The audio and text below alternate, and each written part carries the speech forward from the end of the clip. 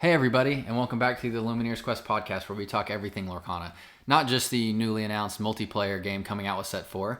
I'm Zach. And I'm Jacob. And thanks for coming on this journey with us. Okay, fun bonus episode this week. We haven't had quite as many bonus episodes these last couple weeks, but with all of the hot releases for Set 4 they had this week, we could not wait to talk about it. We had to talk about it. Absolutely. We had to. So there's a ton of new spicy details coming out about Set 4. And that is the main topic of the day. Set 4, new mechanics, new cards, new... ways of playing the game, really. Yeah, I mean, I think that's a good way to put it. I mean, mechanics, but it's definitely going to change the way that the game is played to some regard, I think. Given if some of these cards are viable, I guess, because I think there's still a little bit of a toss-up on that. But we'll definitely get into all that. So, with that said, as always, we'll jump into it. Thanks everyone for listening. If you're listening on Spotify or Apple Podcast or iHeartRadio or any of the audio versions, we also have a YouTube channel you can subscribe to. You can email the show at lorcanapod@gmail.com. You can follow us on X/Twitter to follow our Set Championship runs, to follow our Atlanta runs, our Disney Challenge runs, whatever it is. We have a bunch of cool fun takes on there as well. So with that said, we can go ahead and jump into it. And the first one is questions/comments from listeners. I don't think we have anything this week, but I do want to talk about a couple of the polls that we've had recently. And I know you're going to be really mad about this one, but this has by far the most votes. And it's probably because we really, really pushed people to go vote on it. But who deserves the higher spot on the tier list? Bell, Strange but Special, or Jafar, Striking Illusionist? With a whopping 76%. Bell, Strange but Special. Mm-hmm. Yep. So, do you care to say anything to that, or? I agree. After Set Championships, I agree. I mean, I think that is pretty. I don't know. I think it's just much more versatile. I think Absolutely. the abilities that it gives you is way higher than what Jafar gives you. I think it's much more dynamic. I think it's way. Much more of a threat than Jafar is, because again, the combo situation we talked about, this blah blah blah, I won't stick on it forever. I just want to talk about that because that was a fun one, and you guys did. We definitely asked everybody to respond to the poll because we had such a fun heated debate over it, and so you guys came through and gave us massive feedback on that. With that said, I want to mention real fast also, we have a poll open for the card awards for Chapter 3. We did the same thing in Chapter 2. We took community feedback. We got everybody's votes on what the best cards were from different categories and what everybody's favorites were from different categories. We have that one open here as well. We're going to be recording that one here relatively quick. And so I know this one's going to go live pretty close to when that one is going to get filmed, but if you haven't, it's on our X/Twitter account pinned, and you can find it, and it takes like 2 minutes to vote. So we're going to get community feedback for that one as well, and that was a really fun one last time, so happy to do that one again. Okay, I think that covers it for questions/comments from listeners. Jake didn't have any rebuttal anymore, so no fun banter back and forth this time. I agree. I'll take it back. It's fine. What about Rapunzel being S tier? Are you still stuck on that one not being S tier? Yes. Yeah. Not S tier. I don't agree with that one still. I know Dylan on YouTube. I guess I can shout out Dylan. He's a frequent commenter on the YouTube side of the content, and he said that Rapunzel's definitely S tier, and I 100% agree with him. And especially with the amount of card draw I got from Rapunzel this last weekend, especially on Sunday, or obviously on Sunday when I won, like we talked about last episode. Rapunzel S tier. Although that might change. Well, I could say this. That might change. Going to our main topic, that is going to change. That might change. There's no longer. That might change. Okay, that's a good point. That might change. Okay, so card of the week. It's your turn. We got Mufasa betrayed later, because if you listen to our previous episode, which is our previous episode, Yeah. Just making sure schedule wise. Mufasa decks were widespread in our local meta. So Very rampant. Thought it was worth mentioning here. Yeah. So we got 5-cost Inkable, 3 strength, 3 willpower, Storyborn, Mentor, King, Quest for 2, and his ability, the sun will set When this character is banished, you may reveal the top card of your deck. If it's a character card, you may play that character for free and then enter play exerted. Otherwise, put it on the top of your deck. Which we've definitely talked about them before. Again, I think we said last episode too, I've definitely talked about the Mufasa decks in general a little bit this set and how scary they can be. Mufasa is a very, very, very strong card. I think, we did this in set 2 when we put him pretty low on the tier list and we said this is the one that's going to come back and it's definitely going to bite us in the butt. And sure enough, we were right. Like it was way better than we had it, and we knew it. We just didn't have the data to back it up yet. Mufasa's nutty. Mufasa is, I got Chernabogged off Mufasa. I got Tremaine. You got Chernabogged off of Mufasa? I got Tremaine off of Mufasa. No, not Chernabogged. I also got Minnie Mouse off Mufasa, so it made up for it. Yeah, Minnie Mouse 1 cost, not Surfer. It's definitely the Mufasa roulette. If you can avoid playing, then you definitely don't want to play. But most of the time, with as fast as Mufasa goes, you usually don't have a choice. So you have to take that risk. But yeah, Mufasa's fantastic. You know, if you're running Mufasa at set championships, my heart goes out to you because you can take out the Ruby Sapphire players that I don't want to, or that I didn't want to deal with. And so I very much appreciate you making that a thing. So there are less Ruby Sapphire players. So thank you very much. It's a great card. And, again, we're still kind of ramping up towards Atlanta in a couple weeks. So if you are going into Atlanta, I've said this a couple times, I will be going into Atlanta. And so I'm going to try to figure out some way to say who I am, wear a shirt or something potentially. But yeah, maybe I'll see some people out there. If you are going, good luck to you as well. But yeah, let's get into it. So news, what's on our mind, league match recap, set championship recap, whatever. We already talked about set championships. League recap. I think we have to talk about a little bit of the league stuff because it's just really funny at this point. That it's because there's 6 of us every week that are the very, very consistent, and it's become so competitive to get first and second place to make sure you get the pin and promos that you want that I missed a week because I was out of town, and so I brought my wife and her brother with me in 2 separate weeks to jump my points to get back into first place. And you beat my brother by 1 point, and your brother is very, very salty about it.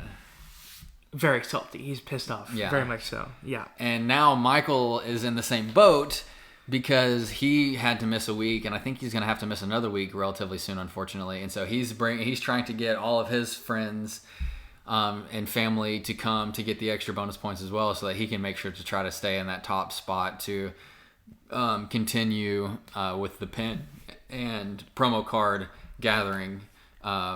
But the only other thing I wanted to say is that I didn't last time is shout out Sebastian, because my brother-in-law, when he came, I paid for him to come because he, again, normally wouldn't come and play with us.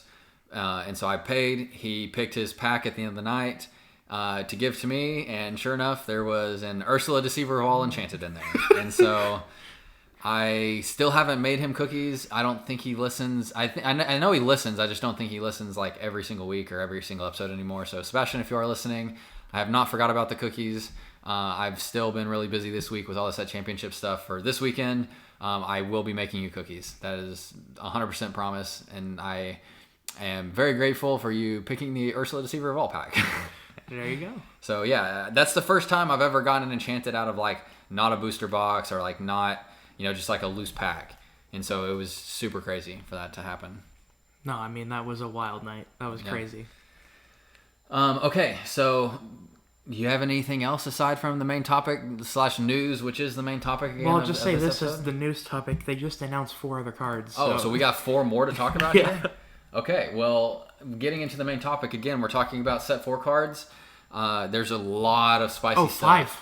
Another one. Okay, well, we're live getting new cards here as we're recording, so we're gonna try to catch everything that we can. But yeah, there's 2, I think, really main new mechanics / card types to talk through. So we'll start there. We're not gonna touch on every card because we counted beforehand. I think there's 36 cards, or no, there were 44 cards, that we have to talk about. And if you add in these new 5, there's almost 50 now that have been released. So we don't have time to go through all of them one by one. But we can talk about some notable ones. We can talk about these 2 new big mechanic type shifts. And so let's get into that. The first one is a new type of Floodborn, which is crazy to begin with. And you can play them for free, which also seems really crazy. The downside, however, is that in order to shift them, you have to discard a card. Or in one case, 2 cards. Yes, in one case, 2 cards. But what I mean by discard a card is the cost to shift is discarding. And it's different for every ink type, and it's very reminiscent or very, I think it's thematic of the ink. So for like Amber, there's an Ursula shift card that you have to discard a song card for. For Amethyst, there's a Flotsam and Jetsam that can be shifted on top of either of those. But you have to discard 2 cards in order to make that happen. In Emerald, there's a Diablo. Legendary. Which is a legendary. You have to mention that. You have to discard an action card. Li Shang and Ruby, you have to discard a character card. Olaf and Sapphire, you have to discard an item card. And Aladdin and Steel, you have to discard a location. So, again, we talked about this right before we started. I don't see most of these being shifted. I think that discard, like, you have to have a lot of cards in your hand, I think, to make it worth it. Ursula costs 4, Flotsam Jetsam 6, Diablo 3, Li Shang 3, Olaf 3, Aladdin 3. So all of them are very low cost to begin with. I don't think you're really needing to shift those. My bad. Smashing things over my here. My bad. I raised my arm to stretch and it locked up on me. My bad. So I assume there will be cards that come out that are really worth shifting. But yeah, giving up a card out of your hand for free just really is tough pill to swallow. So I don't know if you're going to be shifting them all that much. I think that Ursula and Diablo will see play, not shift play, but play. And then I think Flotsam and Jetsam will have fun in a theme deck. Flotsam and Jetsam is crazy because it's a 6-cost inkable, 5/5 stat line, quests for 2. And then, if you play on top of the Flotsam and Jetsam from Amethyst, you can either give it Rush or Evasive, depending on which one you're playing it on top of. And so you have the ability to do that as well. So I think that one's okay. We've got Aladdin, which whenever you quest, this character banishes chosen item. On the surface, that sounds incredible. But it's only got a 3/3 stat line and quests for 1, and so I think it'll probably only get like 1 item banished. And so if you're doing that, just play Benja, and he quests for 2, does it on play, so it's going to happen. So I feel like it's a little underwhelming.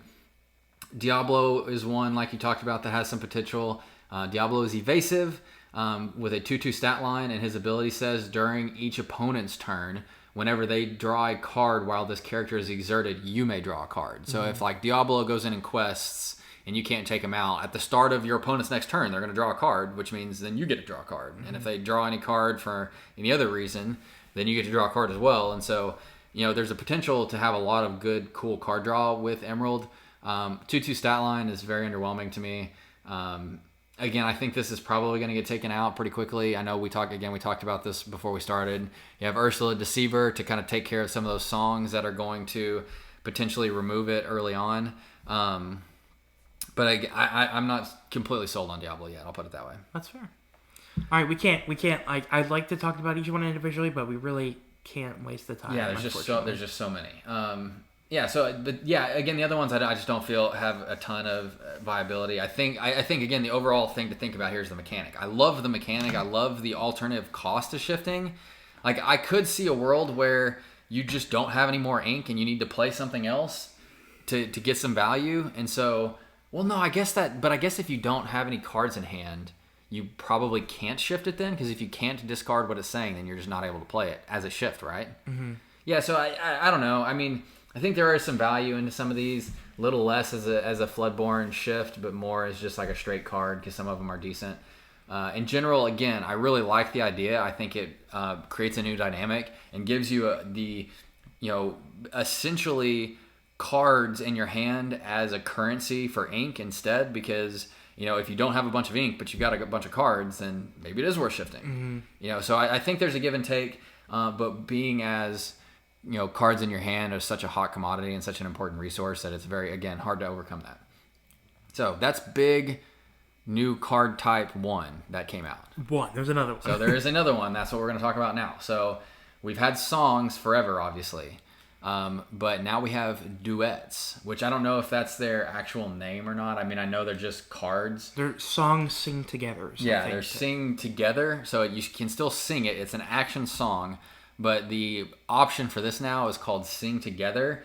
And it based in what it reads, I'll read it specifically, is any number of your or your teammates' characters. So teammates is crazy. Mm-hmm. So if you're playing in a multiplayer game, any number of your teammates' characters Illumineers Quest. with a total, that's a really good one. That might be really cool for Illumineers Quest. Any number of your teammates' characters with a total cost of 8 or more may exert to sing song for free. So you can basically exert multiple characters on board to sing the song for you. So, you can have like a 3 and a 3 to sing a 6. You can have a singer 5 and a singer 3 to sing an 8. You can have 2 singer 5s to sing a 10, which there are 2 10-cost song cards, which is crazy. Mm-hmm. Without getting into any of the specific cards yet, what are your overall thoughts on the mechanic? I think it's a little gimmicky. And I think it is meant for Illumineers Quest. Now that I read that and it says your teammates, I can totally see that. I think it's kind of gimmicky too. But the only reason I say that right now, I think, is because these cards, I don't see one that has like really, really strong, deep impact on a game. Mm-hmm. And so that might be why it's gimmicky, is because it's like, the Night in Training, I think it's Night in Training Goofy, the 10... Night for a Day. My favorite Goofy cartoon. One of them. What is he? 10, 10, 10? Or 10, 9, 9? 9, 10, 10. 9, 10, 10. So 9 cost and then 10 strength, 10 willpower. Is that card really cool? Sure. But it's very gimmicky because if you have 9 ink, there's so many more impactful things you can do with it than playing one card that quests for 4.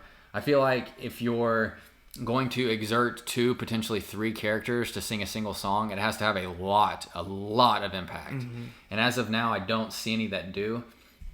So to touch on just a couple of these real fast, the first one I want to talk about is called the Mob Song, and it's a sing together 10 and steel, and it reads, deal 3 damage to up to 3 chosen characters and or locations.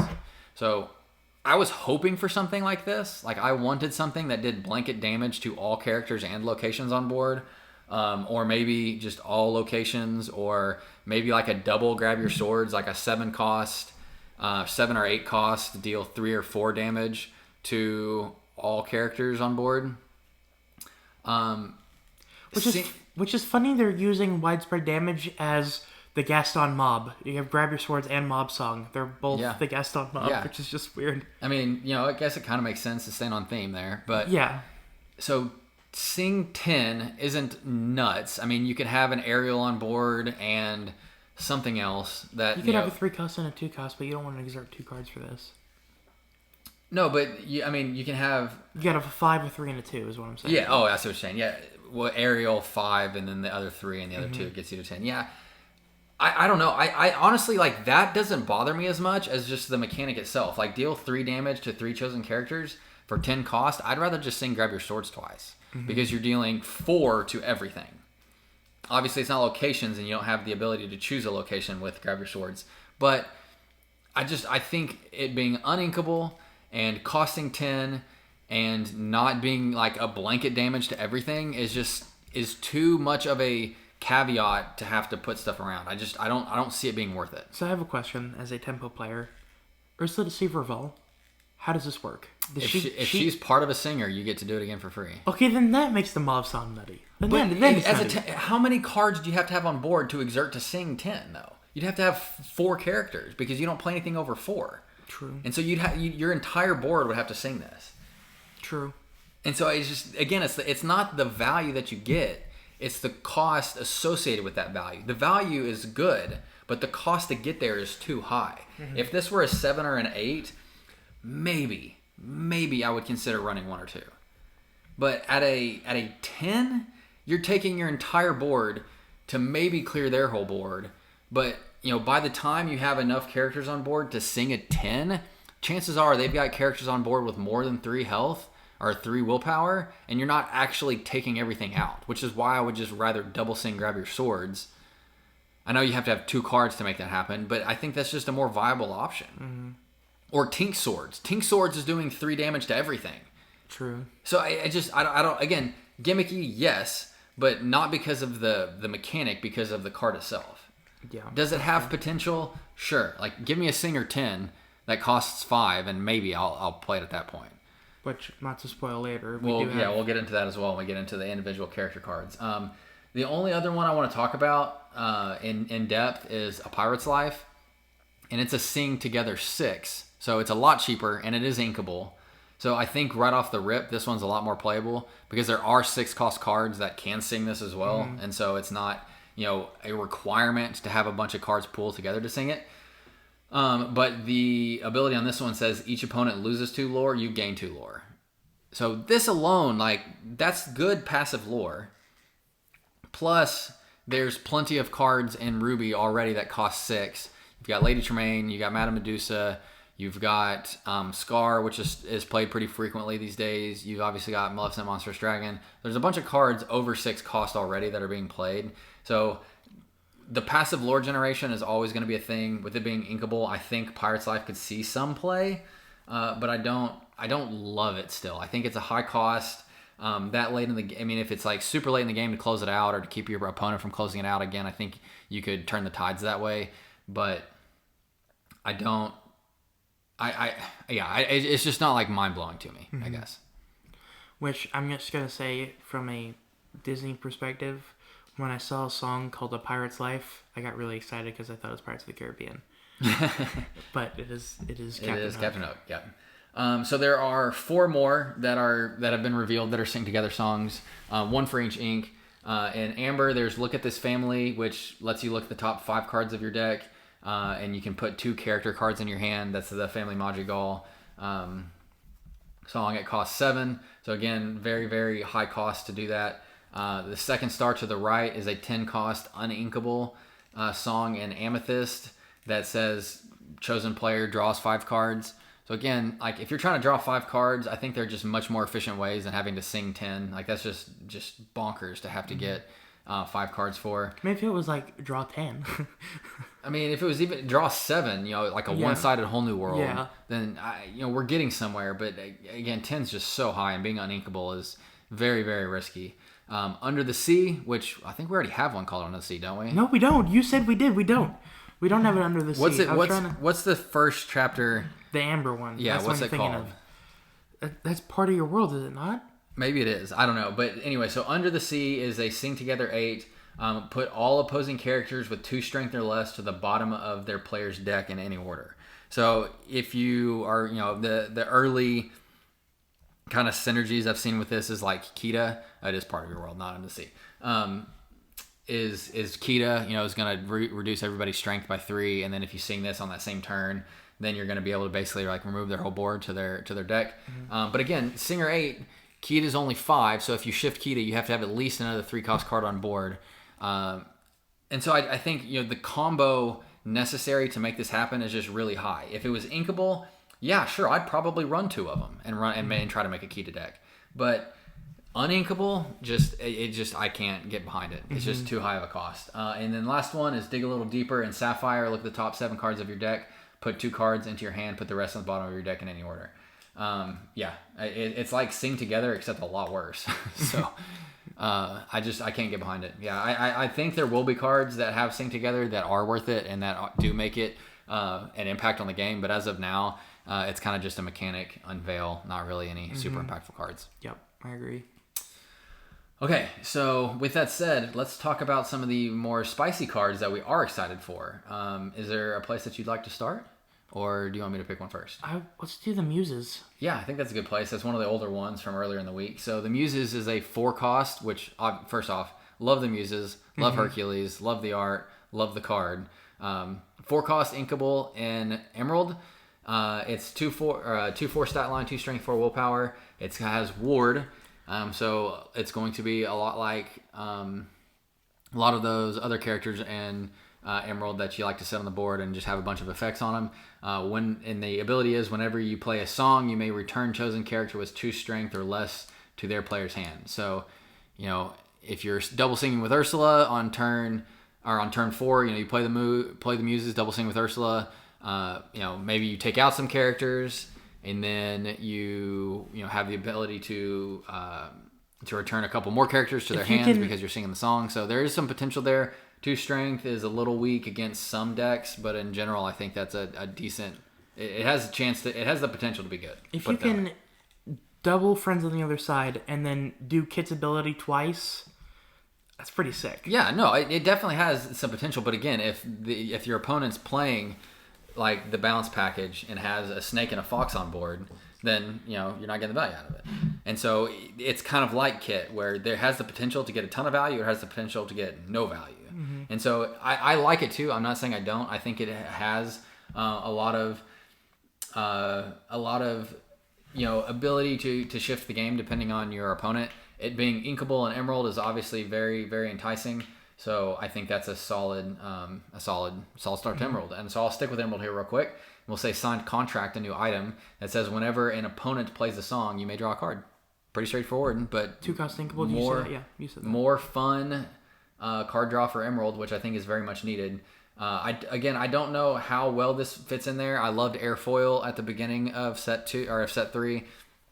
It's seen very minor play. This might fall into that same boat, but as of now, I kind of think signed contract is kind of fun. So we'll see. You have to talk about Mystical Rose. No, this one... Because there is insane possibility. You're just saying that there's going to be a Floodborn item. No. Okay, so Mystical Rose is a 2-cost, inkable, and amethyst, and it says, banish this item. Chosen character named Beast gets +2 lore this turn. If you have a character named Belle in play, move up to 3 damage counters from one character to chosen opposing character. I don't think that's great at all. Beast Relentless, 4 lore. Okay, I'm picking up what you're putting down. But also, you're in Amethyst, not Steel then. I understand. But Beast Relentless, 4 lore on the board? And you have to damage one character, challenge one character, he gets 8 lore. Yeah, I mean, there's definitely potential there, but again, I think you're talking about a big combo piece that in order for it to work properly... I just wanted to make sure we touched on this. Okay. It was worth touching on. Yeah, that's fine. Okay, so one of my favorite ones that I think is kind of flying under the radar right now... Actually, maybe it's not flying under the radar, but the Snuggly Duckling. The location from Rapunzel. It says... Or it's a 2-cost, no lore, but it has 9 willpower. So beefy one. So no lore, I think honestly works in its favor for this card because this location's ability says whenever a character with 3 strength or more challenges another character while here, gain 1 lore. If the challenging character has 6 or more strength, gain 3 lore instead. So imagine you play Scar, you move him to Snuggly Duckling, and then you wipe a board. That's potentially 12 lore. Mm-hmm. And again, with it having 0 lore or 0 passive lore, like you're not super enticed. It costs 2 to move, which is a little... Yeah, I mean, I think like Voyage and some other cards now have potential to that, move characters for free have potential to like get into a small meta with this. So you do have to have more ink than just playing Scar on turn and then getting him there. But with no passive lore, it doesn't scream remove me right away. And so if you just let it sit there and you get laid into a control game against a Ruby player and they play a Scar, that is very well could be GG's. So I like that one a lot. I think it's getting a little overhyped though. I just said I don't think it's getting enough hype. You're just saying that because I'm hyping it up right now. Yeah, I don't think it's going to do really well. I disagree, and okay. we'll come back to that and see. I think the potential between Ruby Sapphire and Ramp and Maui and Scar and Maleficent Monstrous Dragon. There's just so many cards with more than 6 strength that are going to really, really make that a problem for people to deal with. So I think it's worth talking about again. So okay. your turn. Is there one that Be King Undisputed. Okay, yeah, this is up your alley. So this is a normal song. It's a 4-cost uninkable and ruby, and it says each opponent chooses and banishes one of their characters. So it's a song that is Tremaine. Yeah, it's a Tremaine song. Yeah, essentially, and it costs 4, which is crazy. I love this. This is awesome. Yeah, I think this one's going to be early or going to be good. I don't think this is like an early game card though. Like I don't think you want to play this turn 4. You do this turn 6. You sing it, play Tremaine. Like 2 cards. That's my point too. I don't think you want to play this turn 4. I mean, if you're like, I don't know, if you're trying to get rid of a Flaversham or a Cogsworth or something else that's high value, like sure. Yeah, because this bypasses ward. Yeah, because it's like Tremaine, so their opponent has to choose. So yeah, I think there are obviously benefits for playing it early on, but I think more likely than not, you're going to want to play this turn 6, 7, 8, like a normal Medusa Tremaine type scenario.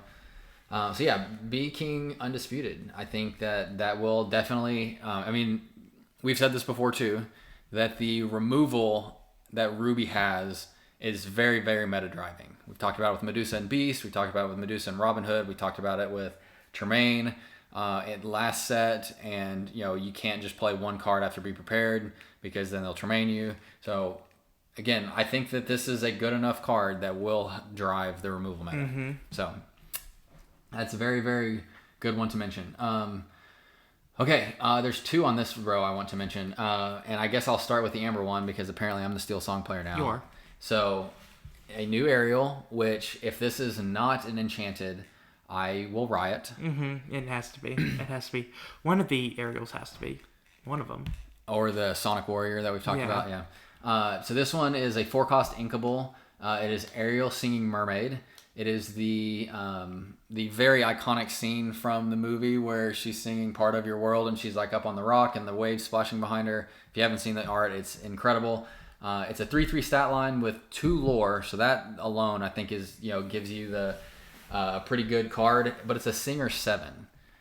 So again, if we're talking about some of these bigger cards, some of these sing together options, this definitely makes it a lot easier pill to get over that hump to get it to be able to be sung.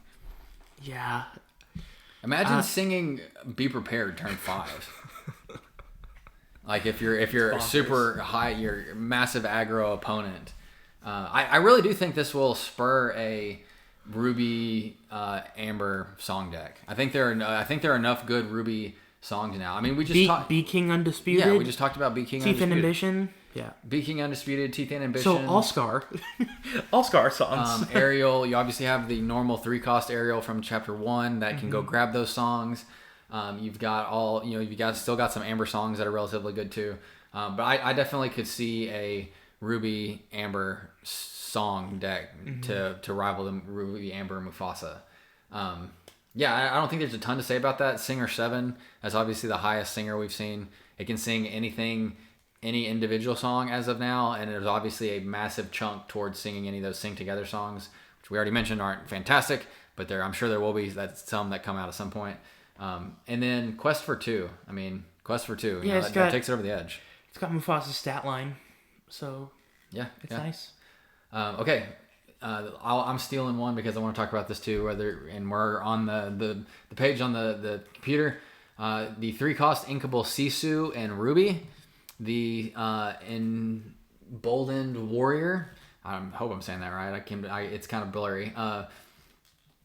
She has the ability Surge of Power that says this character gets +1 strength for each card in the opponent's hand. So kind of like she's got 1 strength, 4 willpower, Quest for 2. I was getting there. Oh, I didn't know you. Yeah, I was gonna just over it, but yeah. So 1 strength initially, but like the Jafar from Chapter 1 in Amethyst, you get an additional 1 strength for each card in your opponent's hands. And with card draw being so important, we talked about that so much. With Whole New World being as relevant as it is, with Popsicle being as big as it is, there are a lot of times where your opponent has a bunch of cards in their hand.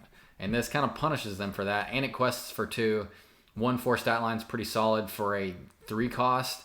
1/4 stat line with the potential to be like a 7/4 stat line that quests for 2 on a 3-cost is pretty nutty. I agree.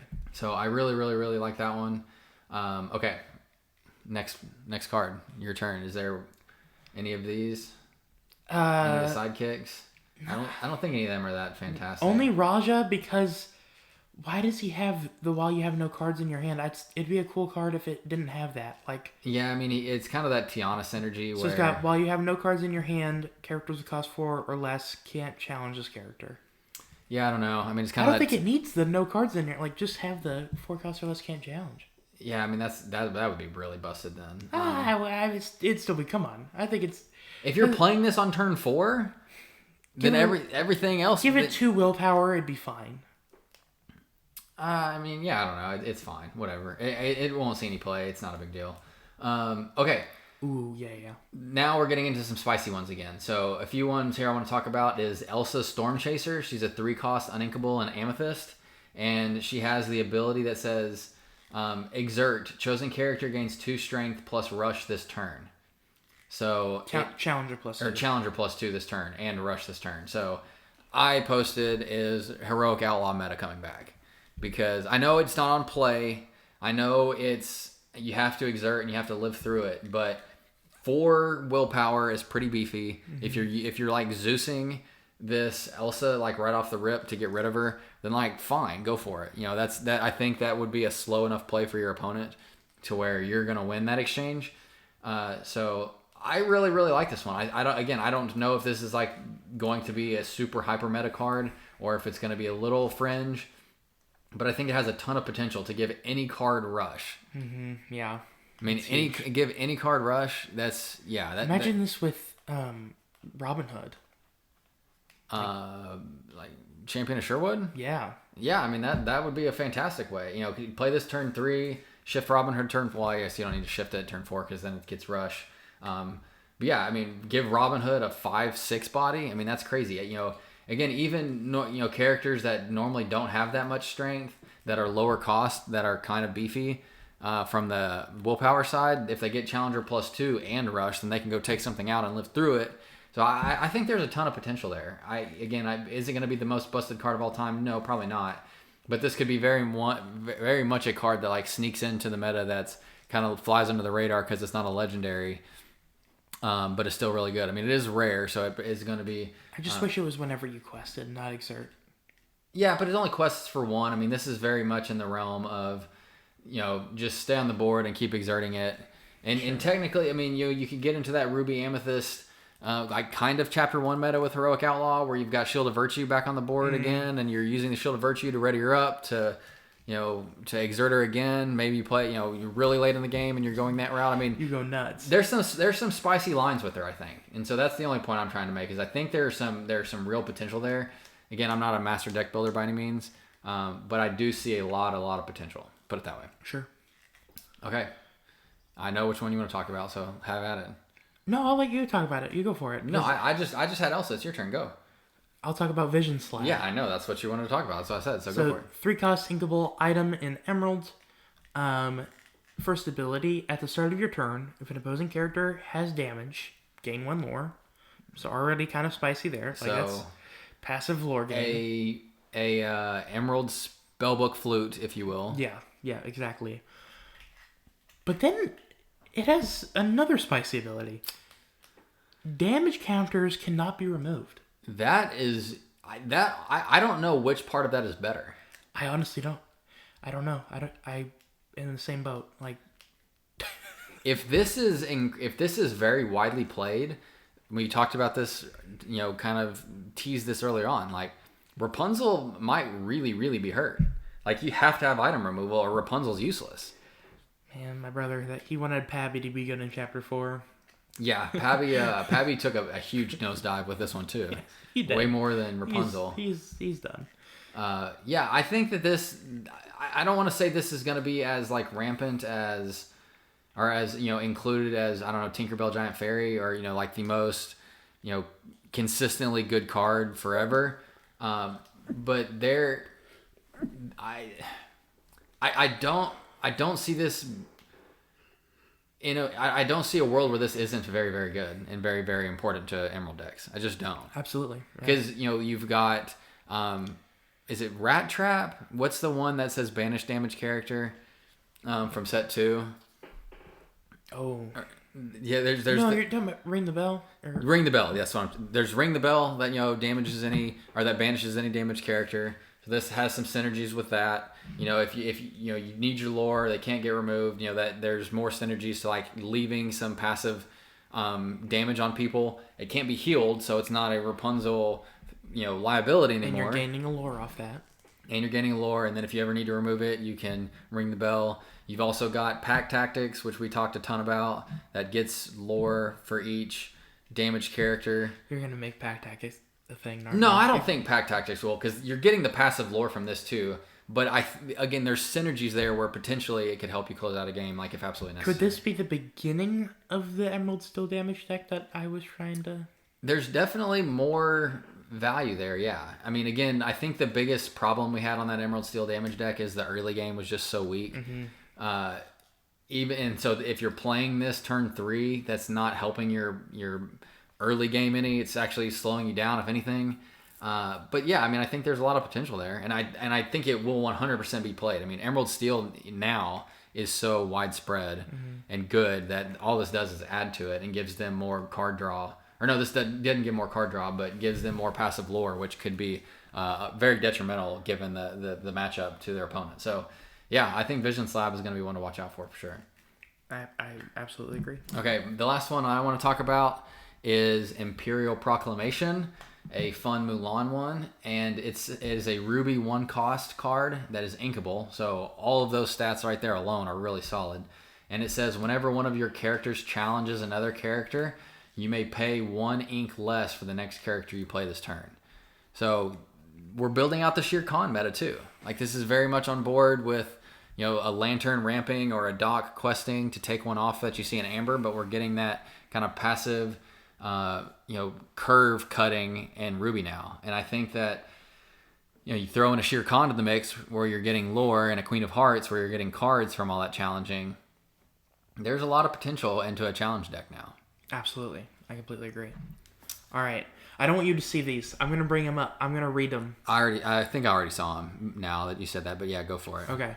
So we have, I'll skim through 3 of them real quick because there's one I want to talk about. So we got Cousin Madrigal, location, 1 cost, inkable, 1 to move, 6 willpower. At the start of your turn, if you have a character here, gain 1 lore. Ooh, I didn't see that one. Camille Madrigal, he's a 4 cost, inkable, 2 strength, 5 willpower. Ability Many Forms. At the start of your turn, you may choose one of these abilities. This character gets +1 lore this turn. He already has 1. This character gains Challenger +2 this turn. So that's pretty spicy because then you can quest for more if needed, or you can challenge. Going into the turn, if you're going to need to challenge Seems or to quest. Seems a little expensive, 4 cost, but is what it is. A 4 cost 4/5 though, like that's not bad. It's not bad. That's not. And a 4 cost 2/5 that has 2 lore. I mean, that's not bad either. So I think that one's a decent one. And then we have Peppa Madrigal, 5 cost, uninkable, 1 strength, 5 willpower, quest for 1. When you play this character, you may exert chosen opposing character. That character can't ready at the start of their next turn unless they're at a location. I think that one's pretty good too. I think, again, or maybe I shouldn't say pretty good. I think that one has potential. I wouldn't say pretty good, with the potential to get into that challenger realm with the Imperial Proclamation I was just talking about. If you have the other Elsa from set 1, the Snow Queen, I think it is, that can exert chosen opposing character. You have Pinocchio, you have Peppa, to continue to like exert other chosen opposing characters to continue to challenge them, to get lore, to get cards, to get cost off your curve. I think there's potential. That's all I'm saying. So here's the other one I want to talk about here.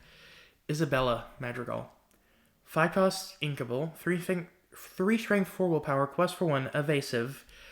You have to read both abilities together because if one could sound crazy.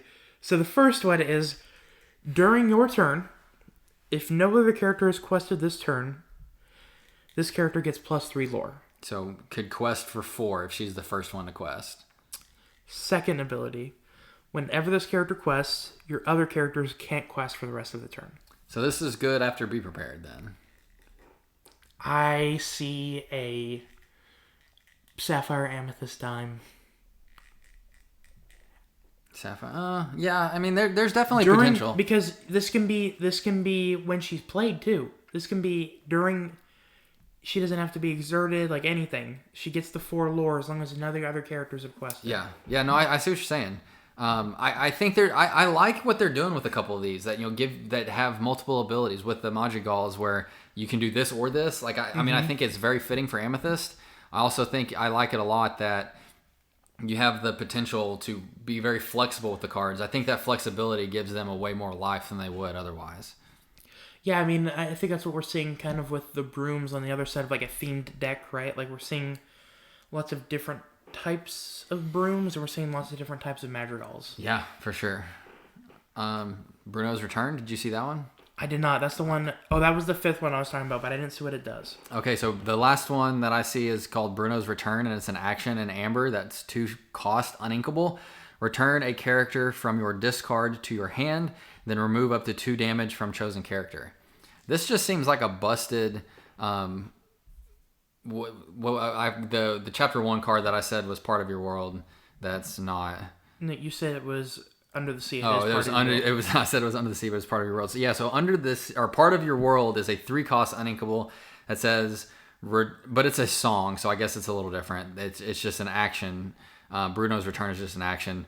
Part of your world says return a character card from your discard to your hand. Bruno's Return says return a character card from your discard to your hand, then remove 2 damage from chosen character. Both uninkable. Bruno's Return costs less, but you can't sing it. Bruno's Return might be a little better. But yeah, I don't know. I mean, there's some good cards in there too. I think the Madrigal Amethyst cards have some legs. I think again the flexibility that they have gives a lot of potential for them to fit into whatever role you're needing on that turn, which is cool. And what is the Madrigal? Is it Amethyst Emerald or Amethyst Steel? I forget. Emerald or not? Amber. It's the other one like. Oh yeah, the you're song, right. You're the right. songs are in Amber, and then Maribel's in Amber, and a couple of Brooms is Amethyst Steel. That's right. Yeah. So I mean, with the I mean, I think that maybe you don't play like a full on Madrigal deck, but I think the Amethyst ones will have some legs to find places in decks. Oh, I think it'd be super fun to play a Madrigal deck. Yeah, you can. Again, if we're going theme decks this set, I've still said my theme deck's gonna be Brooms, and I'm sticking with that. But I am too. I do Brooms 100%. But yeah, I think that the Madrigals have a lot of potential, or a couple of them have a lot of potential to add to the Amethyst meta as well. So yeah, that covers it. That's a lot. I mean, there's a ton of stuff that came out this week, and so I have one final thought though, and it's a little unfortunate to me. I know you said it isn't that big of a deal. Go for it. I think Encanto's the only new property we're getting this set. It's definitely the only new one. We are definitely seeing a hard focus on Mulan. We've seen a ton of Mulan cards. We didn't talk about them. There's Chifu, Chenpo, Ling, and the Wall from Mulan. We've gotten obviously a lot of Ursula cards. We've got Ursula's Lair. We got Flotsam and Jetsam. Ariels on top of that. Yeah, we've got some more Ariels to go with the Little Mermaid. We got a Li Shang to go with the Mulan as I talked about. Then you've got the Ursula, the Amber one. That's not like the big bad queen, but the human one that says it's called Eric's Bride. We talked about that one.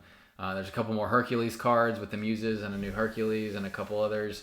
So yeah, I mean, there's definitely themes. There's Ursula's Garden again. But yeah, I think you might be right. This is the only one. Which again, I don't know if that's the worst thing ever. You can't do 2 or 3 new properties every time. You got to space it out a little bit. Okay, I'll put this out there. I'll be fine with it as long as we get an Oswald. I don't think we're getting one. I don't know. We might. I want an Oswald so bad. Okay, last one. We're getting to the end here. Speculation on Enchanteds. What are your top contenders for Enchanteds here? All right. So let's say the Mulan. For the Ruby Mulan. The Ruby Mulan. What Archer? What is it? Yeah, I'm scrolling down to it real quick. Give me a second. The Elite Archer that was revealed on the Lorecast stream a month or so ago. I'll say Ursula Sea Witch. We have to have that one. Probably. Right. Yeah. Because I mean, it's Ursula's return. This is the big bad Ursula. So then I'll put Flotsam and Jetsam on there as well, and then Trident's Trident as the non-character Enchanted. Okay. So those 3 being in tandem. We definitely get an aerial. We don't have an enchanted aerial yet, do we? No, Sonic Sonic Warrior, or the new one that was just announced that we talked about, the Singer 7, the Singing Mermaid. One of those, I would put. First off, if Singing Mermaid isn't enchanted, that's by far my chase card for the set. Yeah. But one of them, I would bet good money on that we get one from those two. We don't talk about Bruno. Like I think that has a decent potential, whether we want it or not, because it's on theme. We had Atlantis and Treasure Planet for set 3, and we got Akita enchanted, from that. So I think we have to have one enchanted from. And there was also from the Madrigals. Treasure Planet got 2 enchanted that set. Got RLS and Morph. Yeah, I forgot about RLS. So I think that the Madrigals will definitely have one. Maybe it's not. Maybe it has to be an Amber one, since maybe if we're it's Maribel.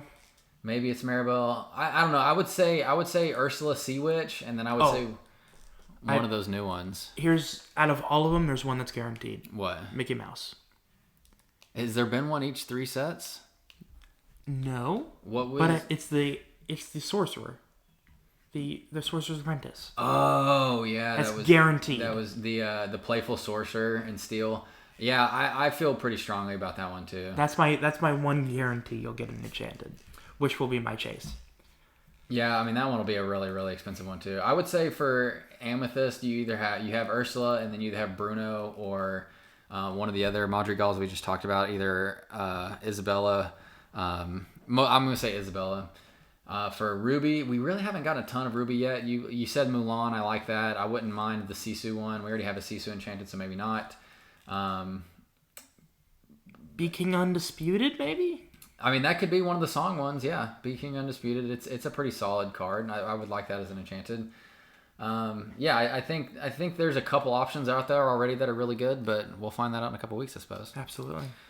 All right, I think that wraps it up. Any final thoughts? Man, just crazy. It's wild.